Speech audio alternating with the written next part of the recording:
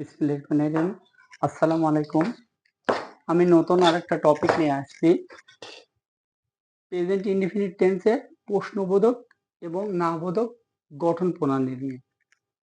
Present indefinite টেন্সের প্রশ্নবোধক এবং নাবোধক হলে সাবজেক্টের আগে ডু অবলিক ডাজ বসবে, তারপর সাবজেক্ট, তারপর নট, তারপর মূল ভার্বের প্রেজেন্ট ফর্ম, তারপর অবজেক্ট, সবশেষে আমরা প্রশ্নবোধক চিহ্ন ব্যবহার করব। তাহলে এখানে বোঝার স্বার্থে আমি একটি বাক্য লিখে রেখেছি যে আমি কি তোমাকে চিনি না, এই না কথার জন্য নেগেটিভ। আর এখানে প্রশ্ন করা হচ্ছে, আর এই প্রশ্নটাকে বলা হয় ইয়েস টু কোশ্চেন। তাহলে সেন্টেন্সের প্রথম আমরা কি লিখতে পারি? Do oblique does. তাহলে এখানে সাবজেক্ট কি আছে? আমি। আমি ইংলিশ আই ফার্স্ট পারসন, সেক্ষেত্রে আমরা কি লিখবো? ডু।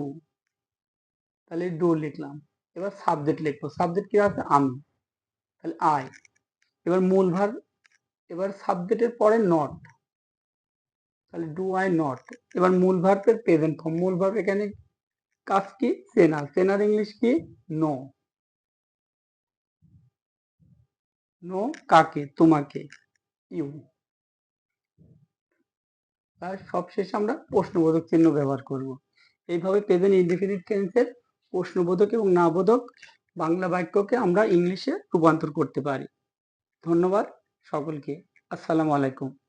ভিডিওটা ভালো লাগলে একটা লাইক, একটা কমেন্ট আর শেয়ার করবেন এবং সাবস্ক্রাইব করে পাশে থাকবেন। ধন্যবাদ সকলকে। আসসালামু আলাইকুম।